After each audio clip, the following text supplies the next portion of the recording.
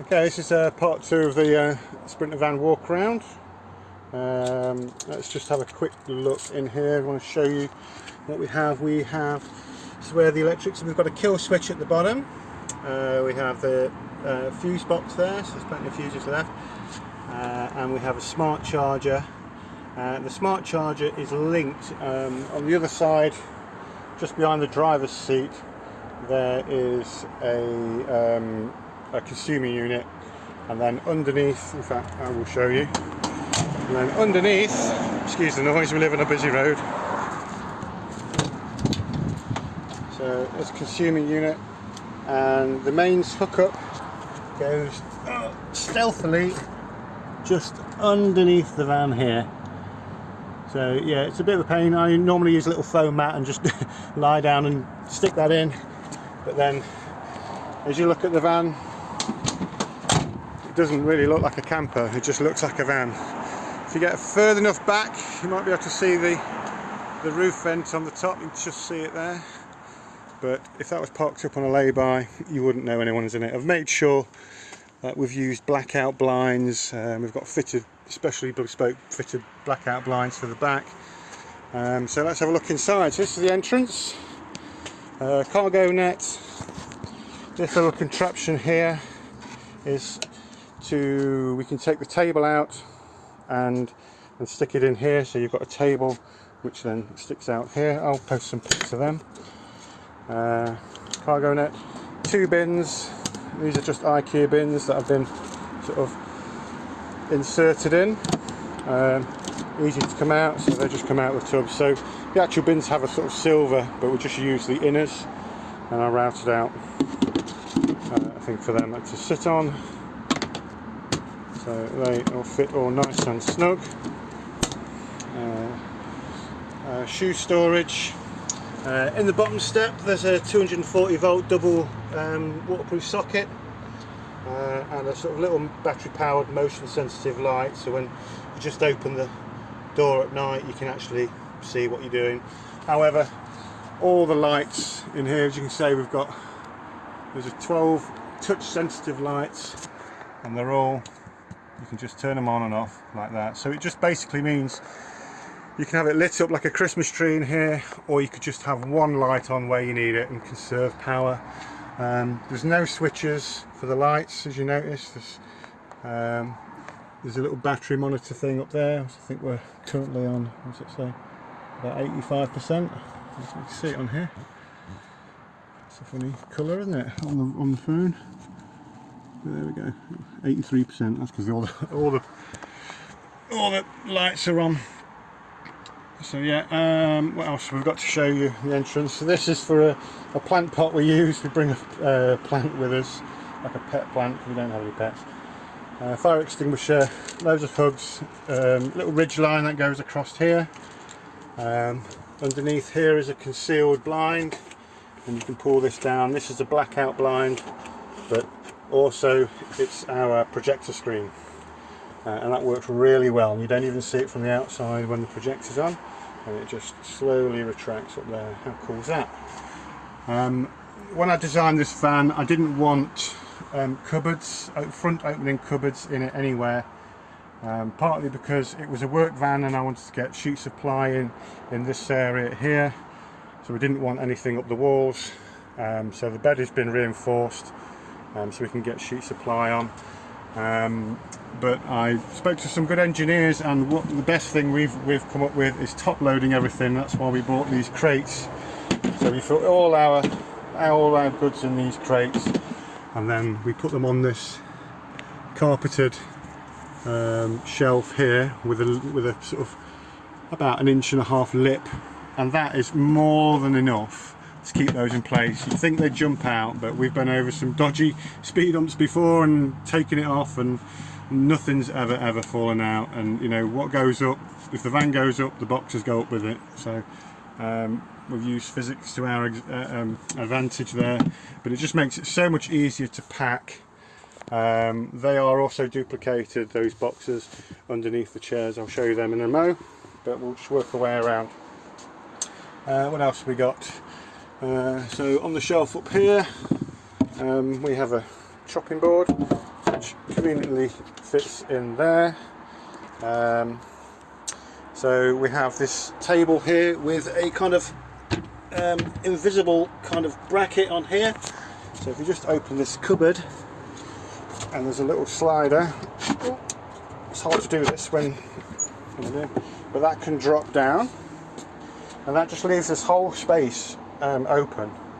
And there's enough room between there and there to take this middle seat out, slide it out, and place it in that section there. So then you can have sort of 3 people actually in a triangle talking to each other.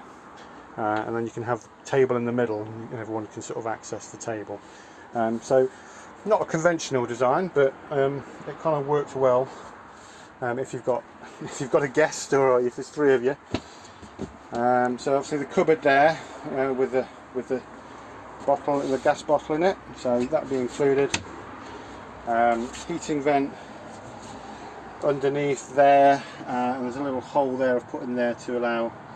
So I've kind of made that so we could put a bottle of wine in there, and it would heat up, you know, on a winter's evening. If you've got a cold bottle of red wine, you can stick it in there and it will warm up next to the heating pipe, and that works remarkably well as well.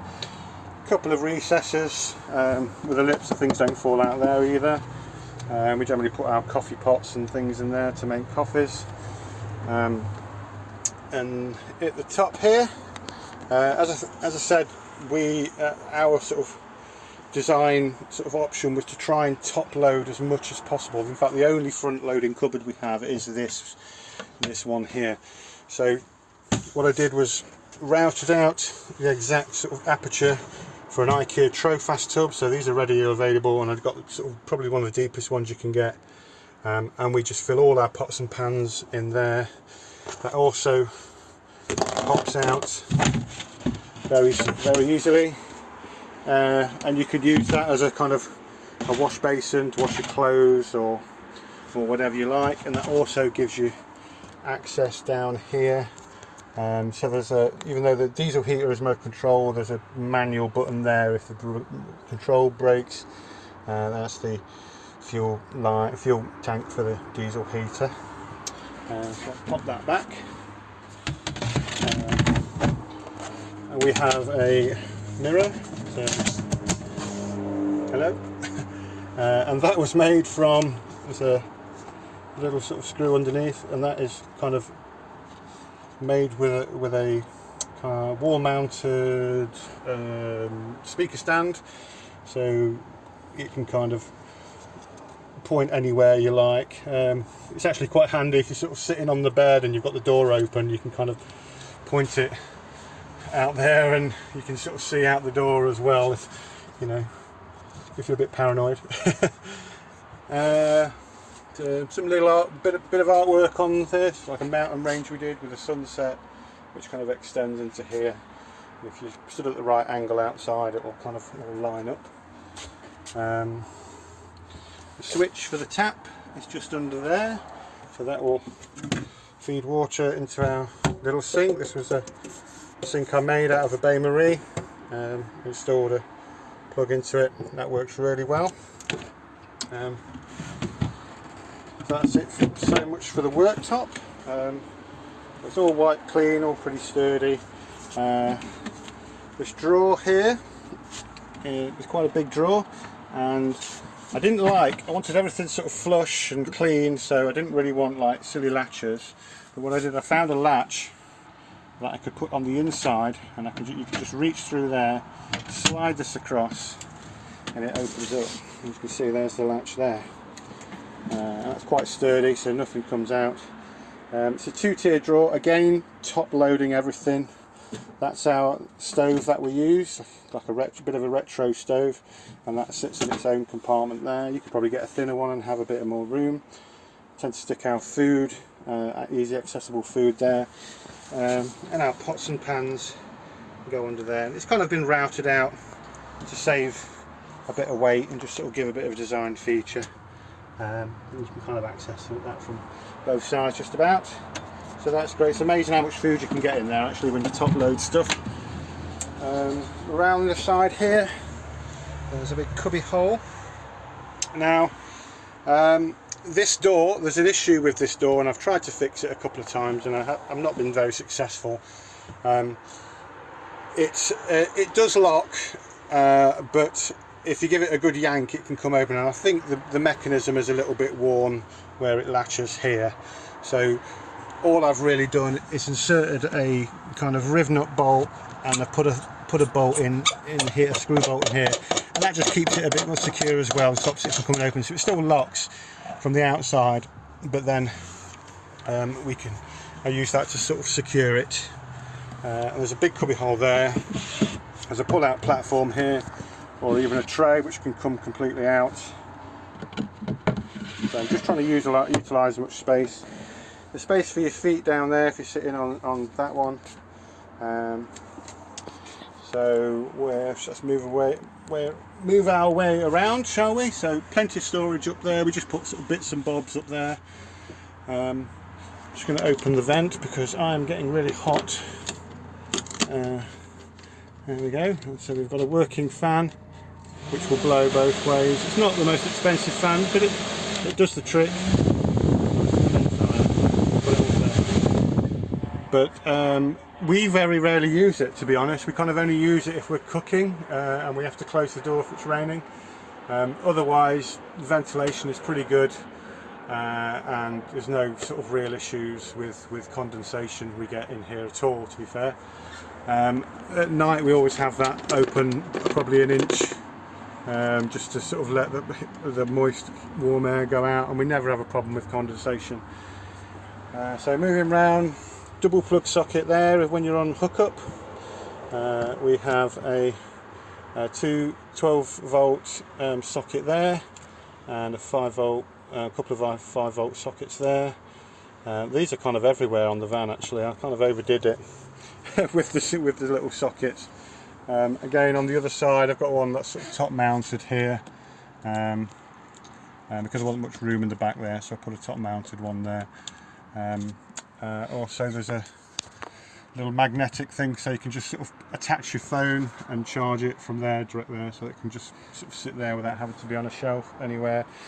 There's also a socket in this cubby hole in the centre console bit, so you can just have your phone charging in a little cubby hole there, and that's really good for when we're using a projector. We just stick a projector on here, and it's just constantly on charge when the film's going. That works really well. So let's chuck these cushions onto the bed, and I'll show you what we've got in the storage here. One thing that's been very difficult to show you is the table. In fact, I might do a part 3, so let's end it here and I'll do a part 3 and I'll show you the table.